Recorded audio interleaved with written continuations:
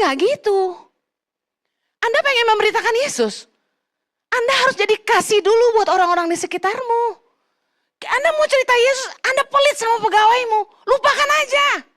Dunia ini nggak bisa dimenangkan dengan penghakiman kita. Dunia ini nggak bisa dimenangkan dengan kita jahat sama orang.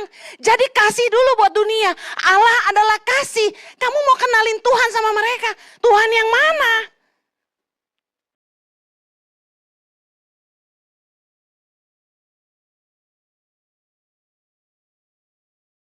Apa kabar?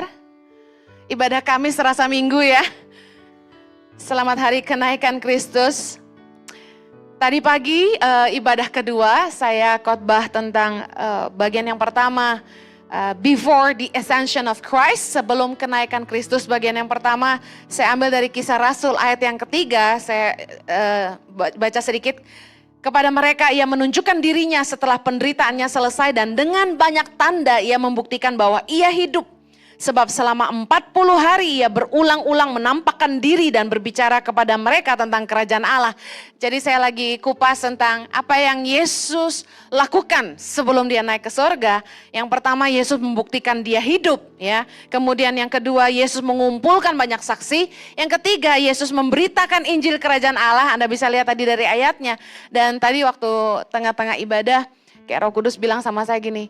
Sampai hari ini pun Tuhan terus membuktikan bahwa dia hidup dalam hidup kita. Amen. Bapaknya saudara yang ngalamin Tuhan sampai Anda terpesona. Wow, Tuhan tuh benar-benar ada. Tuhan tuh benar-benar hidup. Yang ngalamin sama-sama angkat tangan. Yes, wow keren banget ya gak sih? Tahu gak bahwa Yesus itu hal pertama yang dia lakukan waktu dia bangkit. Yesus membuktikan dia hidup kata firman Tuhan. Ya, dengan banyak tanda ia membuktikan bahwa ia hidup. Dan saya mau kasih tahu dalam hidup kita hari ini pun orang percaya Tuhan masih bekerja.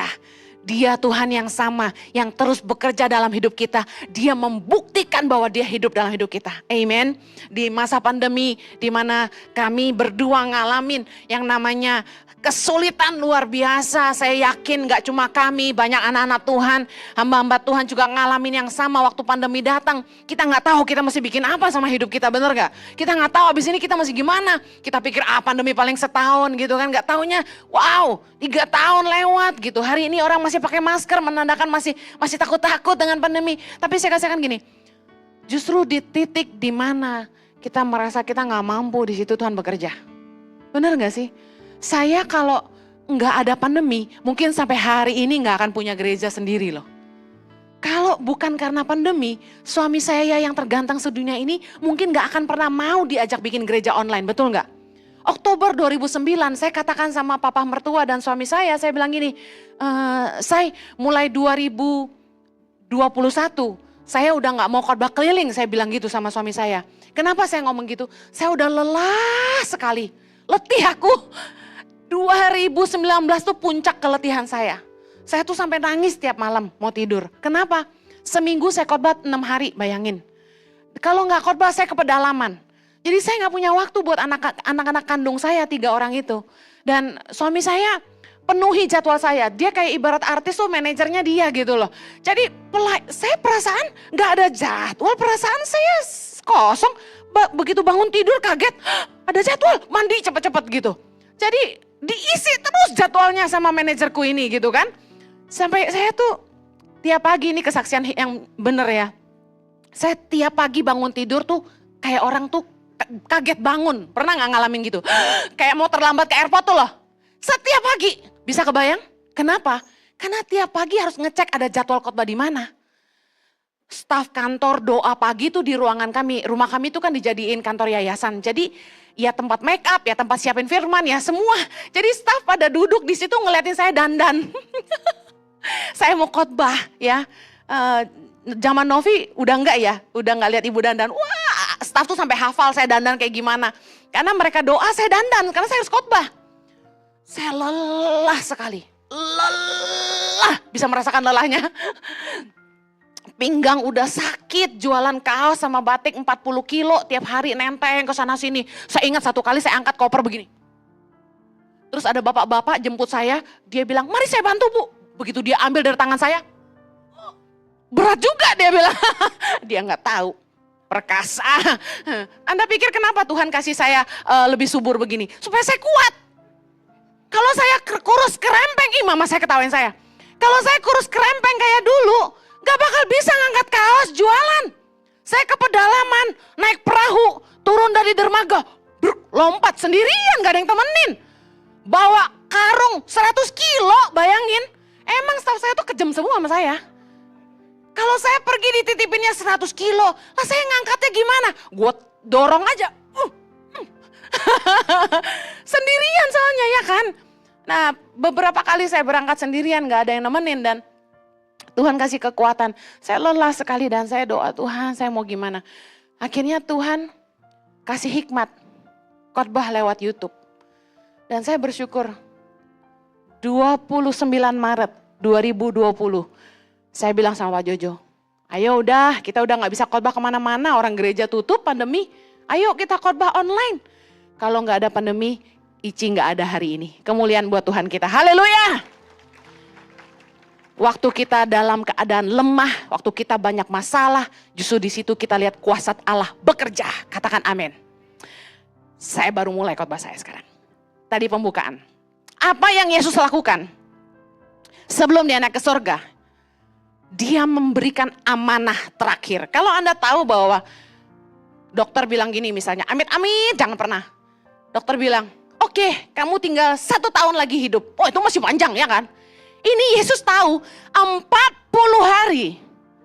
Yesus punya waktu berapa? 40 hari sebelum naik ke surga sejak hari kebangkitannya. Saya yakin Yesus akan melakukan yang paling penting. Setuju? Dia gak akan wasting.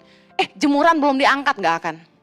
Saya yakin Yesus gak pusing baju terakhir yang dia pakai sebelum mati warna apa. Dia gak pusing itu. Yesus masih melakukan yang penting. Yang pertama tadi dia membuktikan bahwa dia hidup. Yang kedua dia mengumpulkan banyak saksi. Karena apa? Karena orang Yahudi, para imam-imam membuat dusta bahwa Yesus itu bukan bangkit. Tapi mayatnya dicuri sama murid-muridnya waktu serdadu-serdadu tidur pada malam hari. Dan berita itu masih ada sampai sekarang. Bayangkan. Yang ketiga, Yesus memberitakan Injil Kerajaan Allah. Yang keempat, Yesus memberikan mandat, amanah terakhir kepada kita, orang percaya. Yesus mengingatkan murid-muridnya untuk tidak kemana-mana tapi tinggal di Yerusalem. Karena mereka harus menantikan janji Bapa, yaitu mereka akan dibaptis oleh Roh Kudus. Mengapa kuasa Roh Kudus sangat penting buat kita? Adalah supaya kita menjadi saksi Kristus.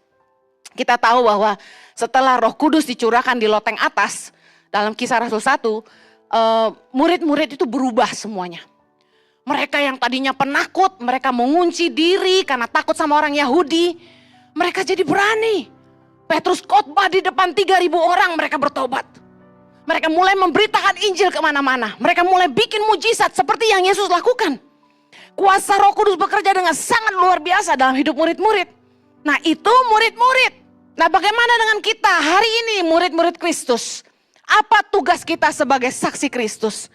Yang pertama sekali lagi memberitakan Injil Kerajaan Allah. Jujur dalam hidup kekristenan kita harus selalu menginjil.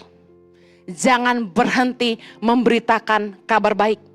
Nah apa Injil Kerajaan Allah? Lukas 24, kita baca sama-sama. Lukas 24. Saya ingin Anda baca dari ayat 45 ya. Lalu ia membuka pikiran mereka sehingga mereka mengerti kitab suci. Ayat 46. Katanya kepada mereka, ada tertulis demikian, Mesias harus menderita dan bangkit dari antara orang mati pada hari yang ketiga. Dan lagi dalam namanya berita tentang pertobatan dan pengampunan dosa harus disampaikan kepada segala bangsa mulai dari Yerusalem. Ayat 48, kamu adalah saksi dari semuanya ini. Nah, Yesus berpesan bahwa berita tentang pertobatan dan pengampunan dosa harus disampaikan kepada segala bangsa. Apa berita Injil Kerajaan Allah? Simply tentang pertobatan pertobatan dan ada pengampunan dosa di dalam nama Yesus. Berita Injil Kerajaan Allah adalah tentang kasih karunia yang kita terima, bahwa kalau kita mau bertobat sungguh-sungguh dari jalan-jalan kita yang jahat dan kita mau menerima Yesus sebagai Tuhan dan Juru Selamat, maka Tuhan akan menyucikan kita atas segala dosa dan pelanggaran kita, dan kita akan beroleh janji hidup kekal bersama dengan Dia di sorga. Amen. Nah, sebenarnya berita ini sangat sederhana, tapi pertanyaan saya, apakah Anda cerita kemana-mana? Kita takut nginjil karena memang di bangsa ini ada aturan tidak boleh mengkristenisasi. Peraturannya sangat jelas. Kita berani kristenisasi, ada hukum pidana, penjara. Jadi kita harus takut dong Bu Heni. Nah, cerdiklah seperti ular, tuluslah seperti merpati. Anda pengen memenangkan jiwa buat kerajaan sorga? Bagaimana caranya? Dalam pemberitaan Injil Kerajaan Sorga, yang harus kita lakukan adalah memberitakan tentang kasih. Nah, orang Kristen itu identik dengan kasih. Karena gini, Yohanes 3:16, Anda pasti hafal. Karena begitu besar kasih Allah akan dunia ini, sehingga Ia mengaruniakan anaknya yang tunggal, supaya setiap orang yang percaya kepadanya tidak binasa, melainkan beroleh hidup yang kekal. Karena begitu besar kasih Allah. Nah, harusnya kekristenan itu diberitakan dengan cara kita memberitakan kasih Allah. Wah, Tuhan sayang sama mereka. Kesalahannya adalah ketika kita memberitakan Injil, kita mencela agama lain. Kita menjelek-jelekan agama lain. Kita mencela cara mereka berdoa dan berpuasa. Saya pernah maksudnya bercanda dengan staf yang tidak beragama Kristen. Saya suka goda dia. Kamu gak makan B2 gitu, bercanda.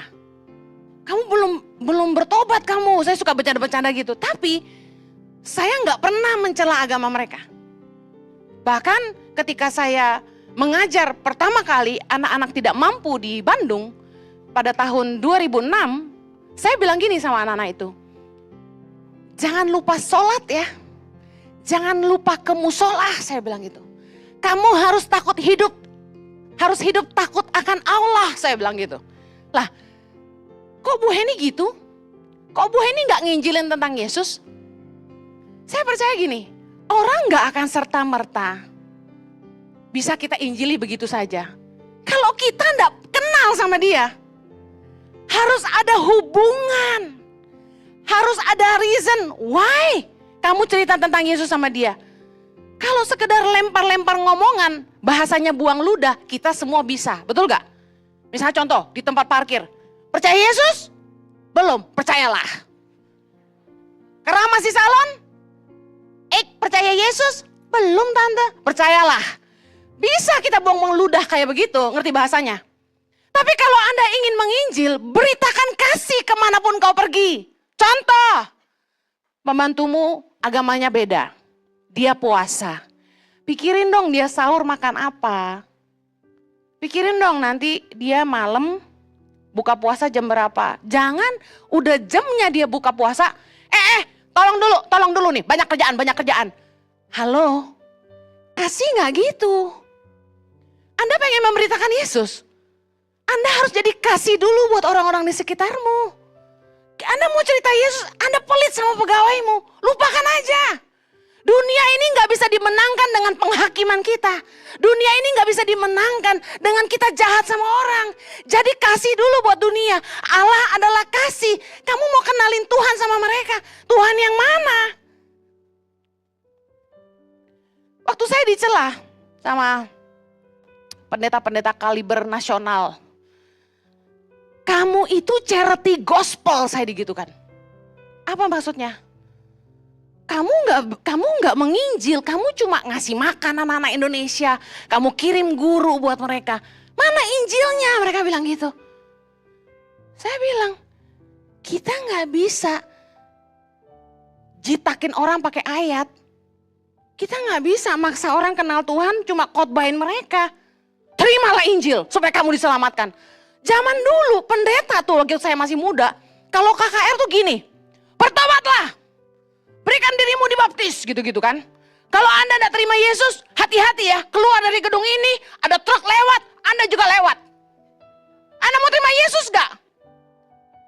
Sekalian mama saya juga kalau nginjil juga harus belajar sama anaknya ya.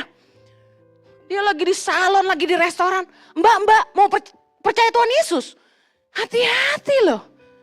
Ada yang videoin Anda lakukan itu, Anda masuk penjara. Satu kali Tuhan mengajar saya. Di Bandung waktu saya ngajar anak-anak putus sekolah dari tempat pembuangan sampah. Ada seorang penginjil katanya perempuan di Bandung. Itu membagikan kaos bertuliskan Jesus love you.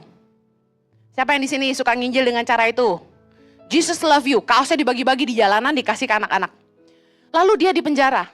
Anda pikir itu martir? Tuhan ngajarin saya, berhikmatlah. Saya bersyukur kok di awal pelayanan saya di Indonesia, justru Tuhan ngasih lihat saya, nih ada penginjil, sama-sama perempuan. Dia bagi-bagi kaos tulisannya Jesus love you. Di penjara dia. Kemudian ada orang di bundaran HI. Tahu kan ya suka ada apa tuh? Yang mobil gak boleh lewat hari itu. Ya Car Free Day. Mereka olahraga. Katanya ada perempuan lagi nih. Perempuan. Dia bagi-bagi roti sambil nginjil. Heroik banget gak? Keren. Tapi begitu divideoin sama orang, maaf agama seberang, terus disamperin. Mbak, nginjil ya? Kristenisasi ya?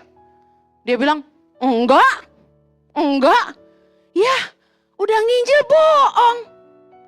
Kalau berani bilang iya dong. Sekali lagi, kita nginjil gak gitu, tapi kita harus beritakan Injil. Injil kita tentang apa? Tentang kabar baik. Tentang kasih Tuhan buat kita. Kita orang-orang yang pernah ngalami kebaikan Tuhan. Kita yang pernah ngalamin Tuhan tuh nyata banget di hidup kita. Sebenarnya ketika kita mau cerita tentang Tuhan sama orang, itu jadi gampang. Cerita aja pengalaman kita sama Tuhan. Gimana Tuhan ngerubah kita. Gimana Tuhan baik sama kita. Itu berita kita. Kita cerita sama orang. Kamu tahu gak, dulu saya kayak gini loh. Terus Tuhan tolong saya. Itu menginjil. Kita gak boleh diam cerita tentang Tuhan. Hidup kita harus jadi Injil buat orang lain. Kita gimana mau menangin jiwa-jiwa kalau kita jahat, ngomongnya kasar, suka merendahkan orang lain.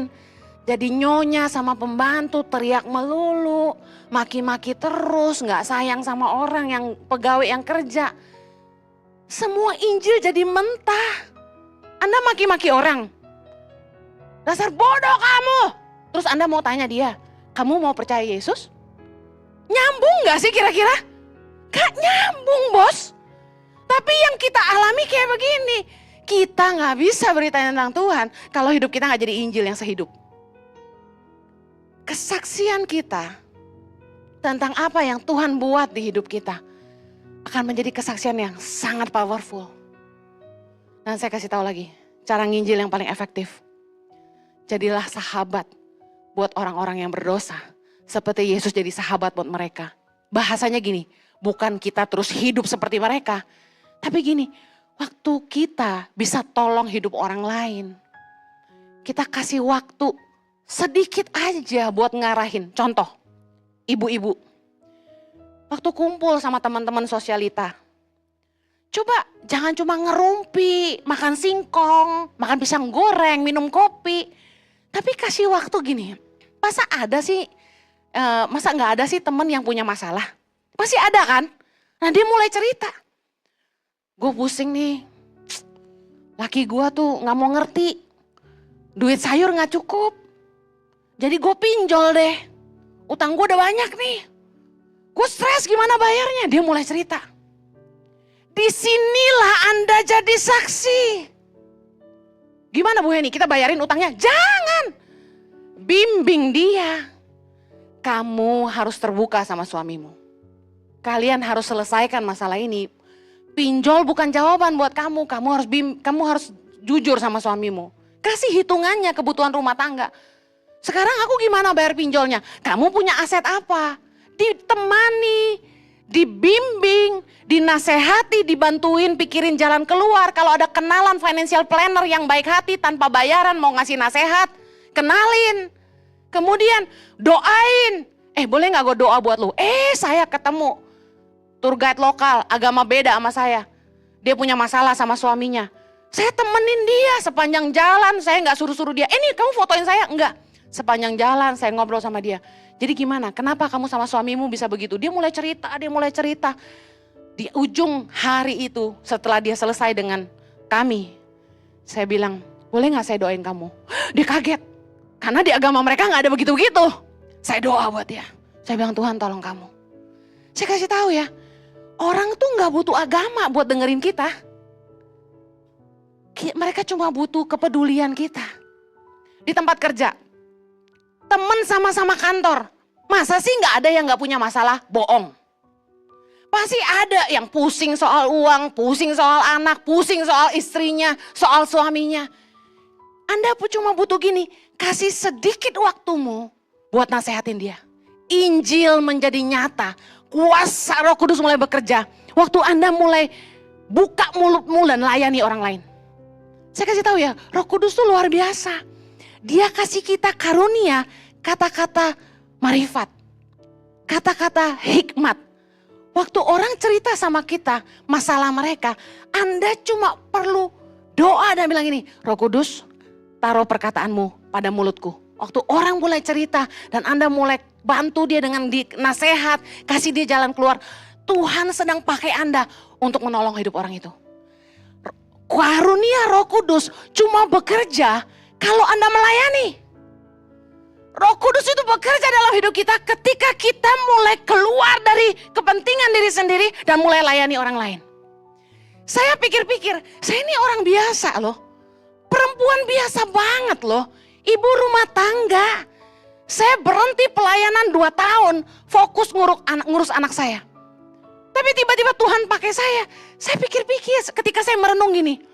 Kenapa Yesus menyuruh murid-murid tinggal di Yerusalem supaya mereka dibaptis oleh Roh Kudus? Kenapa kita butuh punya kuasa Roh Kudus untuk jadi saksi Kristus? Kuasa Roh Kudus itu apa? Pasti saya yakin Anda juga tanya gitu kan? Saya mulai tanya Tuhan, kuasa Roh Kudus itu seperti apa? Ternyata sederhana. Kuasa Roh Kudus itu bekerja dalam hidup kita ketika kita mulai jadi alat kerajaannya. Mulai nginjil, beritakan kabar baik, jadi kasih Tuhan buat orang-orang di sekitar kita. Mulai mengulurkan tangan kita untuk melayani orang lain. Dan karunia dan kuasanya bekerja secepat Anda melayani orang lain. Anda mungkin bilang, Bu Heni saya ibu rumah tangga biasa. Bu Heni saya pria biasa aja, saya kerja. Dengar, kalau Anda mau dipakai Tuhan, Anda cuma butuh gini. Tuhan urapi aku. Tahukah Anda bahwa yang diurapi diam di dalammu? Roh Kudus hidup di dalammu. Pengurapan itu ada di dalammu. Anda enggak perlu nangis-nangis bahasa roh dan bilang gini, urapi aku Tuhan, urapi aku. Lalu bahasa roh kenceng-kenceng gitu. Saya kasih tahu, Roh Kudus di dalammu. Roh Kudusnya hidup di dalammu dan kuasa itu di dalammu. Yang Anda perlu lakukan cuma lakukan firman Tuhan. Mulai jadi berkat, mulai layani orang-orang di sekitarmu. Ibaratnya Anda punya senjata, Anda cuma tinggal tembakin aja. Karena kuasanya tinggal di dalam Anda. Yang mau pakai Tuhan sama-sama katakan amin. Di rumah tanggamu, waktu suamimu lagi penat, lagi banyak masalah problem keuangan. Yang Anda perlu lakukan cuma berdoa dan bilang, Tuhan kasih hikmat. Saya bisa bantu suami saya apa? Kasih hikmat, saya harus bagaimana dalam bisnis saya. Anda cuma butuh berdoa dan minta dia bekerja dalam hidupmu. Secepat itu Tuhan bekerja. Rohnya tinggal di dalam kita. Amen. Tugas saksi Kristus. Ini gak ada semua di catatan. Saya bingung kenapa saya sampaikan ini ke saudara. Tapi saya percaya ada yang Tuhan mau sampaikan buat kita semua. Amen. Tugas saksi Kristus yang kedua adalah memuridkan. Matius 28 ayat 18 sampai 20. Matius 28 ayat 18 sampai 20. Mari baca sama-sama. Di ayat yang ke-19. Karena itu pergilah Jadikanlah semua bangsa muridku dan baptislah mereka dalam nama Bapa dan Anak dan Roh Kudus. Dan ajarlah mereka melakukan segala sesuatu yang telah kuperintahkan kepadamu. Dan ketahuilah aku menyertai kamu senantiasa sampai kepada akhir zaman. Yesus berpesan gini, ajarlah mereka melakukan segala sesuatu yang telah kuperintahkan kepadamu. Nah, menarik sekali, di dalam Mazmur 51 ayat 15, Raja Daud berkata begini, maka aku akan mengajarkan jalanmu kepada orang-orang yang melakukan pelanggaran, supaya orang-orang berdosa berbalik kepadamu. Yesus bilang kita harus mengajarkan, ajarlah mereka melakukan sesuatu yang telah kuperintahkan. Bagaimana caranya kita memuridkan, mengajar orang tentang Allah? Kadang-kadang kita pikir susah sekali memuridkan orang, padahal sesederhana ini. Ajarin mereka jalan-jalan Tuhan. Di rumah, kalau kita punya waktu sama anak-anak, mulai ajarin mereka kebenaran. Waktu mereka mulai bikin salah, justru di situ kesempatan kita ngajarin kebenaran buat mereka. Raja Daud berkata, aku mengajarkan jalan-jalanmu kepada orang-orang yang mau pelanggaran. Waktu kita nemuin orang-orang di sekitar kita bikin kesalahan dalam hidup mereka, anak-anak kita bikin kesalahan, sebenarnya itu peluang yang Tuhan kasih buat kita buat ngajarin kebenaran sama mereka. Nah, sering kali yang terjadi gini, orang Kristen bukannya ngajarin kebenaran, tapi sibuk menghakimi orang. Kita harus memuridkan, kata firman Tuhan, bukannya menghakimi orang. Jadi mari pakai waktumu untuk mulai share your life.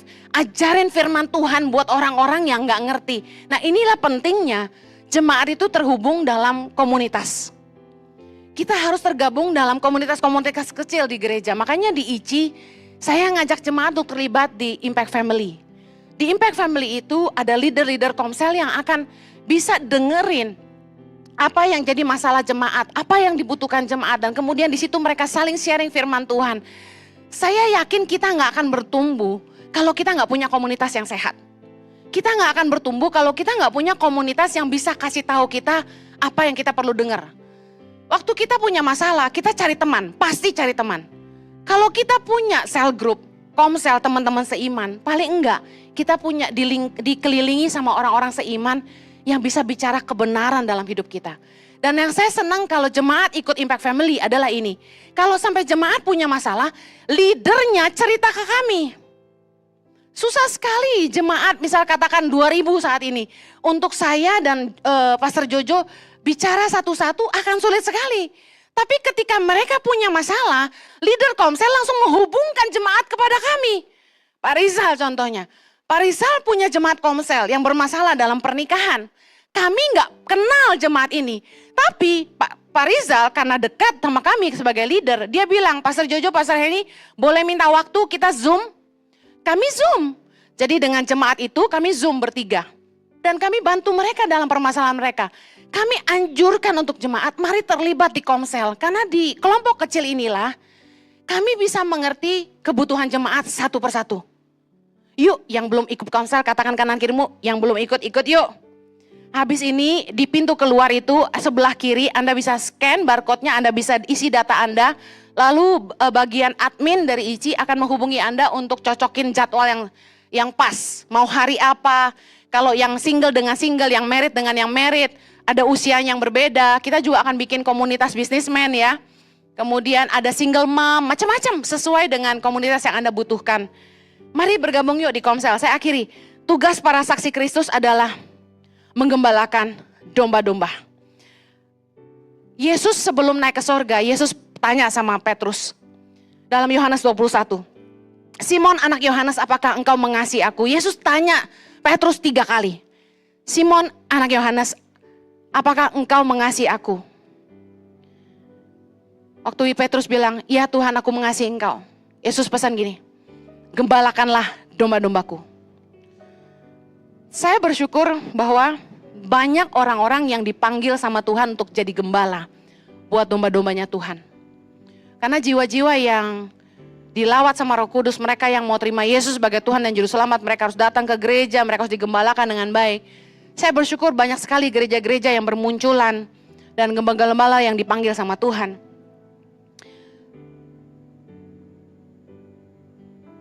Yang kita harus ngerti adalah gini, Ketika kita berjemaat di sebuah tempat, Anda harus memberi diri digembalakan. Nah, banyak jemaat yang sorry to say, pindah sana, pindah sini, kejar pengkhotbah bahasanya. Zaman sekarang, khotbah siapa aja bisa didengar online, setuju? Setuju ya? Tapi untuk Anda bertumbuh, untuk Anda bisa dilayani dengan baik, Anda butuh punya rumah. Saya sama Pak Jojo memberi diri untuk melayani jadi gembala sekarang. Dan saya mau bilang ini tugas yang gak mudah. Kenapa? Baru 2000-an aja semua orang tuh pengikutnya cukup konsisten dan cukup banyak tiap Sabtu 2 minggu sekali ya. Sekarang terkonek dengan STT dari Amerika. Mungkin suami saya bisa jelasin dengan lebih baik, habis ini saya kasih sebentar. Anda bisa dapat gelar diploma dan sarjana ya. Kalau Anda konsisten ikut Bible Study di ICI. Keren? Yang kedua, Anda bisa ikut seminar-seminar di level up. Waktu pertama kali Tuhan kasih saya visi untuk mengembalakan gereja onsite. Tuhan bilang gini, jawab kebutuhan jemaat. Saya bilang, Tuhan gimana caranya jawab kebutuhan jemaat? Tuhan bilang gini, fokus layani mereka dalam marriage and parenting. Ternyata dalam pelayanan, problem pernikahan itu terbanyak. Terbanyak yang punya masalah dalam pernikahan. Number one, parenting second. Yang kedua, keuangan. Jadi Tuhan bilang, ajarin mereka bagaimana mereka bijak dalam mengelola keuangan. Ternyata banyak sekali yang bermasalah dalam keuangan. Yang ketiga, Tuhan bilang, layani mereka untuk mereka jadi berkat di marketplace. Jadi berkat di dunia kerja. Karena banyak anak Tuhan yang gak jadi saksi Tuhan di dunia kerja. Kerja males, gak berprestasi, gak mencapai target, mencuri, menipu dan lain sebagainya. Banyak yang bisnis yang gak jujur dan lain sebagainya. Tuhan bilang, ajarin mereka untuk jadi berkat di marketplace. Kemudian Tuhan taruh di hati saya, bikin pelayanan namanya level up, meningkatkan cara pikir, cara hidup jemaat. Tiba-tiba Pak Rizal di waktu yang sama dapat dari Tuhan untuk membuat pelayanan ini di ICI. Langsung saya bilang, Pak Rizal bantu saya, kita buat. Nah mulailah gereja investasi. Kami hire pembicara, trainer di bidang digital marketing. Karena waktu itu pandemi, jualan harus lewat online. Kita ajarin jemaat supaya bisa jualan online kayak gimana sih. Kemudian bagaimana menang dalam keuangan supaya yang utang-utang tuh beres. Udah 2 kali ya seminar keuangan. Kemudian kita bikin lagi seminar pernikahan dengan Pak Jarod dan lain sebagainya. Kami rindu di ICI tuh jemaat menang dalam 3 area ini. Marriage and parenting harus juara, keuangan harus merdeka. Yang ketiga soal jadi berkat di marketplace. Nah itu gak akan bisa terjadi kalau Anda gak konsisten datang kemari. Kalau Anda gak mau ikut. Seminar apa itu? Nah sebagai gembala saya mau kasih tahu. Kita bikin ini bukan cari duit. Pak Rizal sebenarnya saya bilang, Pak Rizal ini free, gereja investasi. Bahkan untuk impact kids kami investasi. Pak Rizal bilang, Bu, mereka gak bayar, cuma donasi 25.000. Supaya serius gitu loh. Anda ngerti kan kalau ikut seminar keuangan Anda harus bayar berapa? Digital marketing Anda harus bayar berapa? Gereja tanggung, Anda cuma donasi menunjukkan saya serius sama ikut. Chip in 25.000, murah sekali. Tapi jujur saya sedikit sedih, peminatnya gak banyak. Padahal itu bukan buat kami, itu buat jemaat. Tuhan mau kami menggembalakan saudara, tapi Anda harus mau digembalakan. Kalau Anda tahu Anda butuh ini, ikutlah. Jangan malas belajar. Kita harus bertumbuh, kita harus jadi saksi Tuhan di dunia kerja, dalam keuangan, dalam keluarga. Kalau kita gak menang di 3 area ini, kita gak bisa mempermuliakan Tuhan dalam hidup kita. Yang setuju katakan amin. Saya akhiri, mungkin khotbahnya kayaknya, kok Ibu Heni khotbah apa kita diomelin nih sore ini. Saya mengasihi saudara dan saya pengen ICI ini gak cuma jadi gereja yang another church. Saya rindu banget gereja ini benar-benar berdampak. Dimulai dari jemaatnya. Jangan ada lagi yang cerai-cerai. Kalau gereja ini sukses berarti angka perceraian turun. Yang berantem-berantem, yang konflik gak selesai-selesai, yuk ketemu kita gitu loh. Mari kita bantu. Makanya kita invest, kita gaji counselors beberapa di gereja ini. Supaya menolong jemaat dalam pernikahan. Yang masalah dengan keuangan, yuk Beresin yuk. Kita punya tim financial planner yang siap mendampingi jemaat bagaimana menang dan bebas dari hutang. Anda mau dibantu nggak? Yang mau dibantu katakan amin.